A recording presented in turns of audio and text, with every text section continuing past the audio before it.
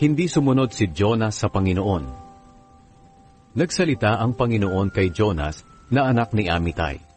Sinabi niya, "Pumunta ka agad sa Ninive, ang malaking lungsod, at bigyan mo ng babala ang mga taga roon, dahil umabot na sa aking kaalaman ang kanilang kasamaan." Pero tumakas agad sa Panginoon si Jonas at nagpa siyang pumunta sa Tarshish. Pumunta siya sa Joppa at nakakita siya roon ng barkong paalis papuntang Tarshish. Kaya nagbayad siya ng pamasahe at sumakay sa barko kasama ng mga tripulante at ng iba pang mga pasahero upang tumakas sa Panginoon. Nang nasa laot na sila, nagpadala ang Panginoon ng napakalakas na hangin at halos mawasak na ang barko. Kaya natakot ang mga tripulante at ang bawat isa sa kanila ay humingi ng tulong sa kani-kanilang Diyos. Itinapon nila ang kanilang mga kargamento sa dagat para gumaan ang barko. Si Jonas naman ay nakababa na noon sa ilalim na bahagi ng barko. Humiga siya at nakatulog ng mahimbing. Pinuntahan siya ng kapitan ng barko at sinabi sa kanya, "Nagagawa mo pang matulog sa ganitong kalagayan? Bumangon ka at humingi ng tulong sa iyong Diyos. Baka sakaling maawa siya sa atin at iligtas niya tayo sa kamatayan." Nag-usap-usap ang mga tripulante. "Magpalabunutan na lang tayo upang malaman natin kung sino ang dahilan ng pagdating ng sakunang ito sa atin."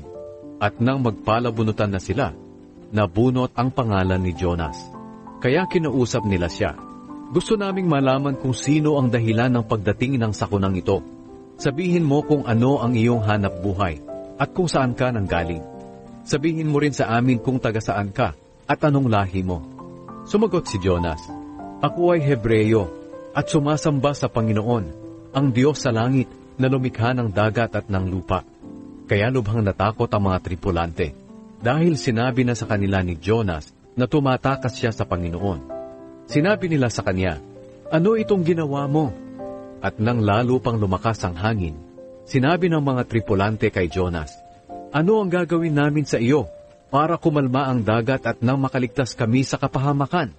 Sumagot si Jonas sa kanila, "Buhatin ninyo ako at ihagis sa dagat at kakalma ito, sapagkat alam kong ako ang dahilan kung bakit dumating ang napakalakas na hangin na ito." Hindi nila sinunod si Jonas. Sa halip, sinikap ng mga tripulante na sumagwan papunta sa dalampasigan. Pero nahirapan sila dahil lalo pang lumakas ang hangin. Kaya tumawag sila sa Panginoon. Sinabi nila, "O Panginoon, nakikiusap po kami sa inyo. Huwag niyo kaming hayaang mamatay dahil sa gagawin namin kay Jonas. Huwag po ninyo kaming singilin sa aming pagpatay sa kanya, na hindi pa naman namin natitiyak kung siya nga ay nagkasala. Pero alam po namin na ang mga nangyayaring ito ay ayon sa inyong kalooban." Kaya binuhat nila si Jonas at inihagis sa nagngangalit na dagat at kumalma nga ito. Dahil sa pangyayaring ito, nagkaroon ng malaking paggalang ang mga tao sa Panginoon. Kaya naghandog sila at nangakong ipagpapatuloy ang paglilingkod at paghahandog sa Kanya. Samantala, nagpadala ang Panginoon ng isang malaking isda para lunukin si Jonas. 3 araw at 3 gabi siya sa tiyan ng isda.